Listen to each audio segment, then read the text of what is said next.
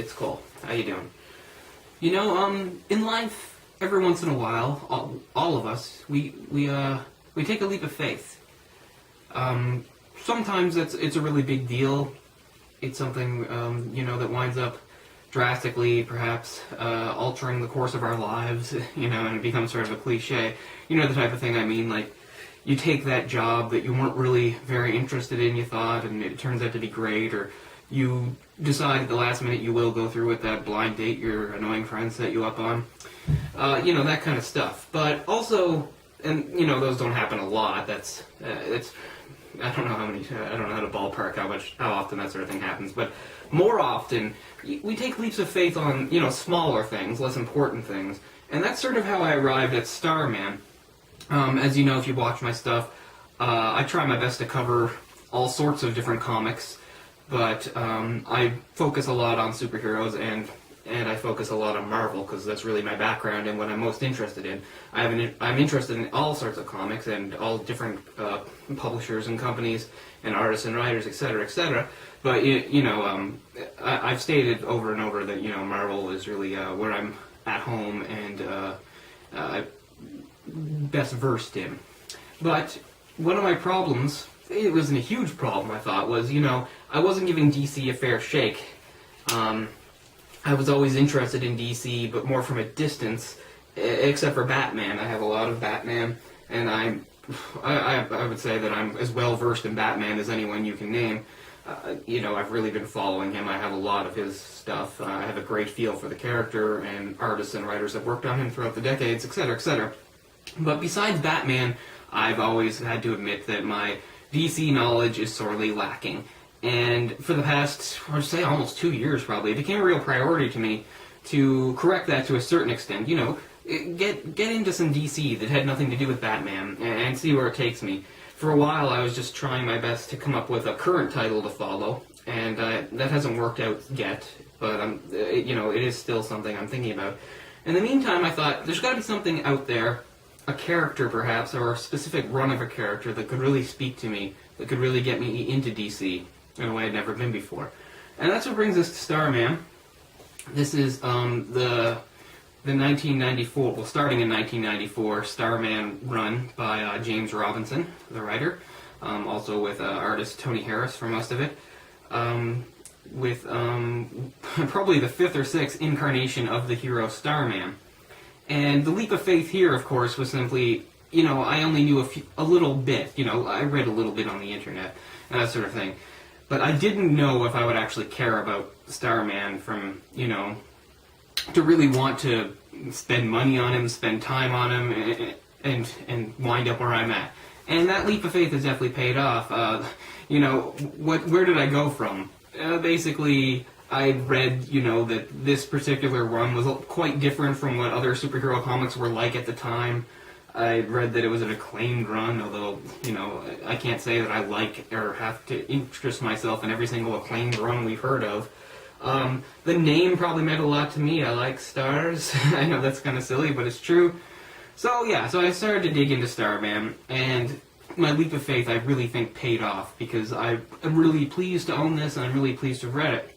Now, I know when I did my episode on Daredevil Born Again, it ran fairly long, and I was mostly guilty of, summarizing, which I don't want to do to you guys, because you guys could just read a summary online somewhere. Well, why listen to me say it? When I try to do these things, I never call them reviews, but I just want to give you my impressions of a comic or group of comics, graphic novel, whatever, and, and give you some actual useful info on it, to go along with my own impressions. So I'm going to try that approach this time, and hopefully it'll work out better. So this is the Starman, the first omnibus. I think there's going to be 6. I don't know if they've all come out. This was released as recently, I think it's 2008 or something like that. Has a nice little intro by James Robinson here. Anyway, a little background first on Starman. As I said, there's been several characters in the DC Universe to use this name. And the very first is the father of this character. This is Jack Knight. And he is the son of Ted Knight. He's the second son of Ted Knight. And Ted Knight is the original Starman. He was he's a Golden Age superhero from DC, created in 1941 by, I wrote it down, what's his name here? writer Gardner Fox and artist Jack Burnley. I didn't know very much about either, but one thing that's in here is that James Robinson really believes that this Jack Burnley guy was one of the great sort of unsung talents of the Golden Age. One of those guys that, you know, was there and was doing good stuff, but you don't really hear about nowadays amongst a lot of the other names. And that comes into this a little bit. So anyway, the idea was Ted Knight was an astrophysicist or something like that who comes up with this invention, this cosmic rod, as he calls it, or a gravity rod or something, and this sort of like scepter-like device that gives whoever's wielding it the powers. Basically a flight, energy manipulation, shooting beams of energy and light, and stuff like that. And anyway, so he was, Starman was a Golden Age superhero that, like a lot of the Golden Age superheroes of Marvel and DC, you know, by the 1950s, a lot of them, you know, had just gone into obscurity just because of the 50s. There's a lot of backlash against superhero comics in general. And so, the years following that, I don't think the character was really one of the big popular ones. So they tried different incarnations after that. In the 70s, there was a completely unrelated Starman, Mikhail, is it Thomas? Who was an alien with his own alien powers, who just happened to be called Starman, and the reference was to the David Bowie song, actually. In the 80s, they tried again with another character, another unrelated character, whose name is, where is it? Will Payton, who I guess was a fairly unpopular character that they did away with in some fashion or another. So by the early 90s, it was really a revival of the name. And one thing that's interesting that James Robinson does here is that he's picking up the legacy. Again, this is the son of the original Starman. This is Jack Knight, son of Ted Knight. But he wants to touch on these other people that have used the name too. And we get a little bit of that. I mean, not much, but I get the feeling there's going to be more later. This is just the first volume. This is the first 16 issues, starting with issue 0. And I really like that idea that he decides to touch on them and have them interact and sort of weave their legacies together and have these characters affect each other, which I think is really interesting. Jack Knight, of course, is a really interesting character, which is another reason why it speaks to me. I said he is the second son of Ted Knight. The first son is David, and I'm not sure if there were really any comics featuring him, but at the time that this starts, David is Starman, basically taking over his father's mantle. And I'm not spoiling anything here by saying in the very opening pages of this, we have David looking out on his city, one of those DC fictional cities. This is Opal City, and we see that he is actually shot, and yes, he is killed. And that paves the way for Jack to become Starman, but not paves the way as you might think. Jack is a very reluctant hero. This is the early 90s, and Jack is very much a Generation X character. He has that sort of attitude. He's not really an art dealer. He's a junk dealer. And he's a bit of an author avatar. Apparently James Robinson is really big on collecting and into collecting rare things, and just gets a rush about that, you know, when you're seeking something out and you're at some, like, weird, I don't know, sale, and you find it, and that thing, and wow. Sorry, that happens to me. Even the best of us every once in a while. But anyway, so he's written a little bit of himself into this character, sort of a jaded, cynical type who's more interested in collecting, and actually, Jack has absolutely no interest in the superhero life. Always criticized his father and then his brother for being into it. Always thought his father should have been doing better things. Actually thought that the whole superhero game running around in costumes was sort of childish and silly, where his father was a great scientific mind. He could have been benefiting mankind in a lot of better ways. One of the things that's explored throughout the pages here, even though, of course, David is dead before even really starting, we have flashbacks and stuff. We get the idea that they were not close brothers. They loved each other, and there's some moments to show they were still brothers, they still loved each other, so they weren't enemies, and they weren't estranged, but they were not close, and they for the most part were very different and did not get along. And I'm sure this can be played up in further pages too. One other thing I'll touch on, and hopefully it will actually have a point, something that occurred to me. Again, when I talk about Marvel and DC, and one of the reasons I like Marvel more has to do with continuity. DC has rebooted their continuity several times just because it's gotten so crazy and out of whack. But another thing that's interesting about this, of course, is that we have the son of a Golden Age character, who was active, you know, in the 40s. They talk about that. So that's real time for us, too. And that's something where DC sort of hits a snarl. Now, in Marvel, we have Golden Age heroes, and we have references to them being active in the 40s. But think about it. Think about who the Golden Age heroes actually are. They are the big three are, of course, Captain America, the original Human Torch, who was a cyborg, or whatever you want to call him, artificial human, and the Submariner. Now, what's interesting about all three of those is this. They didn't have to do anything with continuity for them really to work. They had to, of course, do little tweaks and things like that. The idea about Cap being frozen. But that's what I mean. Cap is now, he's a Golden Age character, but he's also a Present Age character. And that's easily taken care of by the device of having him frozen after World War II and being thawed wherever we put the floating timeline 10, 11 years ago in our past. And so the Submariner is, because of his heritage, he's actually just very long-lived. He doesn't really age. He does age, but he ages very slowly. And the other character is, of course, not human anyway, is a robot, and hasn't really made the jump into present-time continuity, except for little spots here and there. Presently, I hate saying presently, that's not how to use the word. Currently, he is deceased, or whatever you want to call it, although you can see him in some modern-day tales. Now, in DC, things are much different. We have Golden Age heroes, right? But the problem with that is that not all of them... how do I put this? Okay, when Marvel became, you know, more popular, it was because it was the Silver Age. A lot of their big heroes came in the Silver Age. DC's biggest heroes, a lot of them came from the Golden Age, and, you know, Batman and Superman. So these are characters that, you know, in our world, were active in the 40s, but they had to retcon that and change that. So that's something that's a little interesting. They have to change it. So Ted Knight was active in the 40s, but the idea, of course, is Batman wasn't. Batman only showed up, again, 10, 11, 12 years ago. So that's something where DC, you know, sort of shoots itself in the foot, and nobody can really be blamed for that. It just has to do with popularity of characters, etc., etc. It's just something that I find interesting. I don't know, maybe you'll think it's a silly ramble on my part, but I just think it's interesting. How they reference the Golden Age is quite different, because they just have to pretend that certain characters that were there in the Golden Age actually weren't, because of the way characters age in the DC universe. You know, different versions of characters.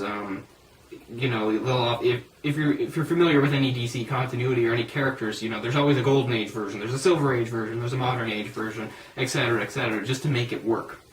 Anyway, so getting to the story here, and as you can see, I've talked a lot without even getting into it, and I'm not going to take you page for page and say this happens, because that's silly.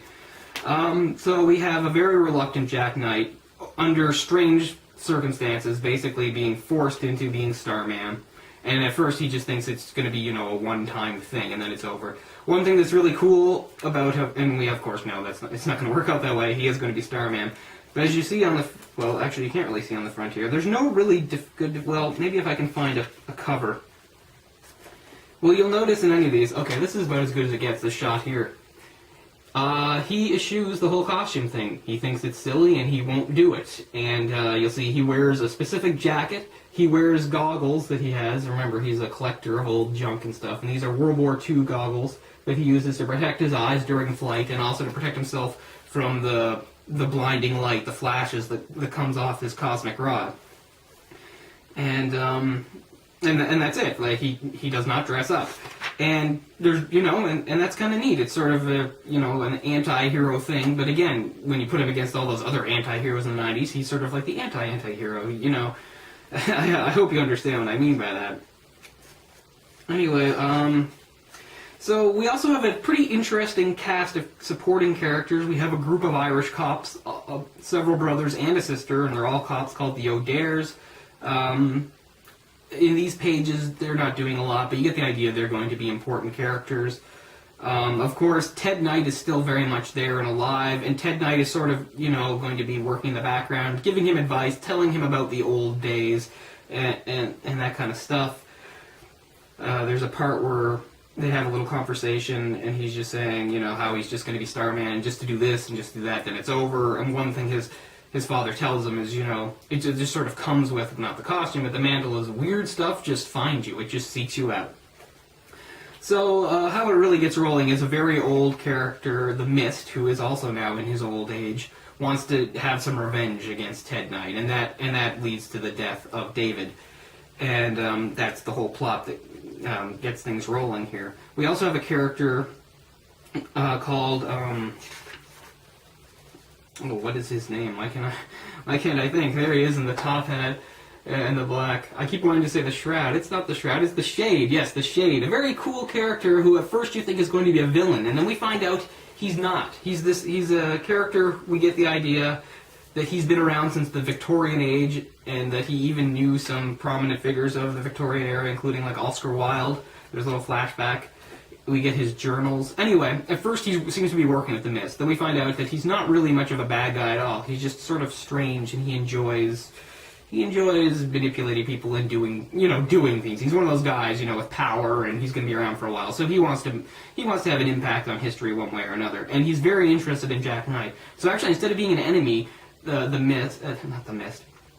Shade, whose powers basically, besides not really aging, is that he seems to be able to control shadows, he seems to be able to travel through shadows, project shadows, make monsters come out of them in energy and such. He's very hard to harm. Anyway, at first he seems to be working with the Mist, then he turns on the Mist, and he starts cryptically sort of aiding Jack. And he also gives him these journals that he's written, going all the way back to the 19th century. And I get the feeling that some comics coming up are just going to be flashbacks talking about what the Shade was doing how many, decades ago. This is in, again, DC. Another thing that makes it different from Marvel is they've got their own fictional cities. Of course, we all know Gotham and Metropolis, but there's also Coast City, Star City. Luckily, Starman doesn't live in Star City. That'd be a little on the nose, wouldn't it? And this is Opal City, which had been mentioned only in passing, though, and I don't think it was ever decided back during the Golden Age that would be Starman's place. But that's what James Robinson comes up with here. And one thing that he says, right after the very first issue, in this omnibus, we get something that says, the following text appeared in the letter column pages of Starman number 0. And he basically talks about what he hopes to accomplish in this run, and it's very interesting. And one of the things is that he gets to sort of build Opal City from the ground up. Geographically, it's not revealed here, but I sort of found out that it's supposed to be probably somewhere in Maryland. And we also get the feeling this is sort of an old-timey retro city. It also is much more peaceful than, say, Gotham. It's not known for having organized crime or anything like that. It has its own, of course, colorful history, which James Robinson is writing in, weaving stuff in. One thing that makes this so interesting, again, is that James Robinson is a writer that has a very, very strong knowledge of DC Comics history, which is, of course, even more impressive considering how complicated all that is, continuity-wise, and how he weaves things in. And again, he is going to bring these other Starmen in, these former Starmen, because he said they never really had anything to do with each other now. In the very opening pages, we just have a little inner monologue thing of David Knight just before he dies, and he says, "And I am Starman, there is no other." Blah, blah, blah, blah, blah, but because there's it's just something, he mentions Will Payton as the Pretender, and just says how he's gone now. But we are going to see him eventually, just like we're going to see Michael Thomas. Solomon Grundy makes an appearance. I don't really like how he's drawn. That's another thing I'll say. I'm not really happy with Tony Harris's art. It's not really what I wanted it to be. It's a little dark and drab and heavy lines. Very angular. But one thing I'll say is he does really nice architectural work, because one thing, again, that Robinson tried to make clear is that he really wants us to get a feel for Opal City. He wants us to have landmarks and buildings and, recognize them and get a feel, this is an actual city. Speaking of landmarks and buildings, one of the main streets is actually named Burnley, named after that artist, creator. Of course, there's more to say, and I don't want to I don't want to do a blow-by-blow thing. This happens, that happens. But I just want to say, it's gotten my attention, and I think this leap of faith has really paid off. It's really interesting to me. I just love how it weaves in Golden Age stuff. I think Jack Knight's a very interesting character. He's a little bit of a prick, but you get the feeling that, he's going to grow, and he's going to learn things. And, I don't know, I just find it very relatable in a lot of ways. And, so this leap of faith, like I said, has really paid off for me, I feel, because I've got this first volume, and I definitely want to read more. I want to find out more, and anything that, you know, helps me get a feel and more of appreciation for the DC universe, which I understand for the most part I have largely ignored, which I feel bad about, because it's never that I've thought it was so inferior to Marvel. I'll always take Marvel over DC, but it's not, you know, it's more. Anyway, so I think that was pretty good. I didn't prattle on too long. Maybe I did. Never tell when I get going. But, yeah. I'll coming at you soon with another episode, and hopefully sometime in the future I'll get another volume, and if there's more to say on this, I will. And, that'll do it. So, thanks a lot for watching. I'll see you guys next time. Alright, peace out, true believers. I'm out.